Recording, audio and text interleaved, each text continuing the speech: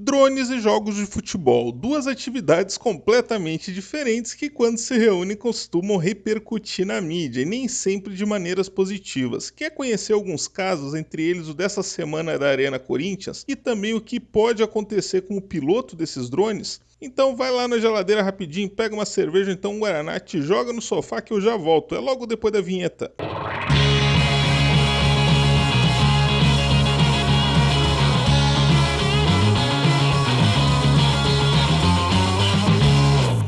Tentar falar sobre a paixão do brasileiro por futebol é algo tão desnecessário que chega a beirar a perda de tempo, já que poucas coisas são tão levadas a sério quanto uma partida de futebol envolvendo o nosso time do coração. E é claro que a gente fala isso de uma maneira genérica, porque certamente existem pessoas que não compartilham desse amor e preferem acompanhar outros esportes. As opções são muitas e em vários momentos o interesse do brasileiro até chegou a se voltar para algumas delas. Quem aí se lembra, por exemplo, da seleção de ouro do vôlei masculino, que trouxe o ouro de Barcelona para o Brasil em 1992, ou então do Guga Kirten, que em 1997 conquistou o primeiro dos seus 3 títulos em Roland Garros. Isso sem falar de todas as vitórias que o Ayrton Senna trouxe para o Brasil na Fórmula 1, e desse eu nem vou falar muito porque geralmente quando eu falo dele sempre cai um cisco no meu olho. Até hoje eu não sei se isso é coincidência ou o quê. Mas apesar desses momentos gloriosos divulgarem os seus respectivos esportes e muitas pessoas acabarem se identificando com eles, o fato é que a grande maioria gosta mesmo de ver o Brasil ganhando lá fora e não necessariamente do esporte em si. E prova disso é que tanto o vôlei quanto o tênis já não tem o mesmo espaço que tinha na mídia, e a Fórmula 1 consegue ser ainda mais clara nesse quesito, já que em qualquer postagem que eu faço sobre o assunto, eu acabo recebendo diversos comentários de pessoas dizendo que desde que o Senna morreu, deixaram de assistir a Fórmula 1. E como o esporte ainda existe e tem excelentes pilotos, então é isso mesmo. O brasileiro gosta de ganhar, não importa onde. Mas apesar dessas boas épocas em que nos sobressaímos perante o mundo, ao menos no que diz respeito ao esporte, apenas uma modalidade conseguiu se firmar como uma verdadeira paixão nacional e se tornar atemporal. É claro que a gente está falando do futebol, que desde que chegou ao Brasil em 1894 nunca mais saiu dos trending topics aqui dessas bandas. Tanto é que no Brasil, mesmo quem não gosta de futebol, costuma ter time. Não torcer para algum time de futebol no Brasil é quase o mesmo que não ter certidão de nascimento. Quer ver um semblante perplexo?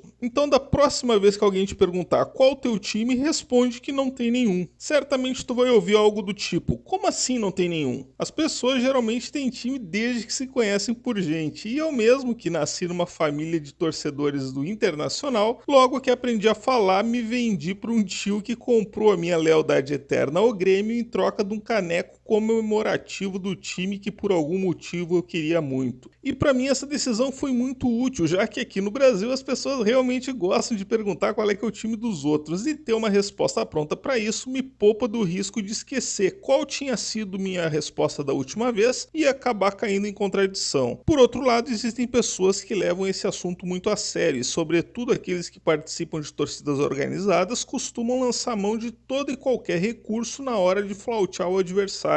E isso inclui o uso de equipamentos de ponta, como é o caso dos drones, que por diversas vezes já deram um ar da graça em publicações especializadas em futebol. E eu não tô falando da vez em que a bola foi entregue ao árbitro por um sujeito surfando num drone tamanho família, fato que ocorreu durante um jogo entre Benfica e Vitória de Guimarães na decisão da Taça de Portugal. E nem da nova variante ultra nerd do esporte bretão, onde os times pilotam drones em formato de bola que para marcar o gol precisam passar por dentro de um anel enquanto a outra equipe tenta impedir. Eu tô falando daquelas vezes em que os drones foram utilizados como plataforma de recado para o time adversário, e o último episódio ocorreu na última quarta-feira, dia 22, pela 11ª rodada do Campeonato Paulista, ocasião em que o Corinthians venceu o jogo contra o Palmeiras. O clima de rivalidade já havia começado antes mesmo do jogo, quando torcedores do Palmeiras invadiram a Arena Corinthians na madrugada para fazer provocações ao time, relembrando uma goleada de 8-0 em 1933. E ainda durante o jogo, mais precisamente durante o segundo tempo, um drone apareceu sobrevoando o jogo que acabou tendo que ser paralisado. Só que dessa vez a provocação partiu da torcida do Palmeiras e trazia uma faixa com a frase Eterno 8 de abril, que momento, em alusão ao título do Paulistão de 2018. E essa nem de longe foi a primeira vez que isso aconteceu. Em 2014, um drone carregando uma faixa com a bandeira albanesa cobrindo o mapa de Kosovo apareceu sobrevoando um jogo entre Sérvia e Albânia no estádio de Partizan Belgrado. E o problema é que os dois países têm uma longa história de guerras e conflitos políticos, e depois do fato resultar numa confusão generalizada, o jogo teve que ser encerrado. Já em 2015, um drone com uma camisa do Guarani foi visto sobrevoando a Arena Corinthians. A camisa carregava uma risada no lugar do nome do patrocinador e foi uma entre várias provocações pela eliminação do Corinthians da Copa Libertadores daquele ano. A provocação, no entanto, durou pouco, pois depois de um tempo o piloto perdeu o controle sobre o drone, que acabou batendo numa parede e caindo. 2 semanas antes, outro caso bem mais famoso, mas muito parecido, ocorreu também durante a disputa entre o Boca Juniors e o River Plate, também pela Libertadores, quando um drone, provavelmente pilotado por algum torcedor do Boca, adentrou a partida carregando o famoso fantasminha da Série B, satirizando o rebaixamento do River Plate no Campeonato Argentino de 2011. Em 2016, outro caso que se tornou famoso ocorreu na minha cidade natal, em Porto Alegre, quando outro drone carregando o temido fantasminha da Série B sobrevoou o estádio Beira-Rio durante o segundo tempo do jogo entre Inter e Cruzeiro. Na época, o Internacional corria o risco de rebaixamento e algum torcedor do Grêmio resolveu aproveitar a oportunidade para dar umas risadas às custas do time rival. Coincidência ou não, logo depois do ocorrido, Valdívia marcou o gol da partida e garantiu a vitória para o Internacional. Só que esse caso especificamente acabou ganhando proporções dramáticas, já que após a provocação, alguns torcedores do Inter foram até uma casa de onde o drone supostamente teria decolado e vandalizaram o local, destruindo o portão e danificando um veículo que estava no pátio. O problema é que, além do proprietário do imóvel não ter nada a ver com o ocorrido, ele ainda era torcedor do Inter, e o caso acabou tendo diversos desdobramentos jurídicos que resultaram em 7 pessoas sendo denunciadas ao Ministério Público, sendo 2 delas torcedores do próprio Internacional. Vai entender essa gente. É claro que esses não foram os únicos casos e nem a única forma com que os drones interagiram com o futebol. Em 2017, por exemplo, o Grêmio foi acusado de espionar times adversários durante o ano todo e dessa forma teve acesso a todas as estratégias e segredos dos rivais, tanto na Libertadores quanto no Brasileiro e na Copa do Brasil. Na ocasião, a ESPN passou diversos meses acompanhando os passos da pessoa contratada pelo Grêmio e inclusive conseguiu flagrar o exato momento em que ele se preparava para capturar algumas belas imagens aéreas do treino do Lanús, que jogaria contra o Grêmio na final da Libertadores.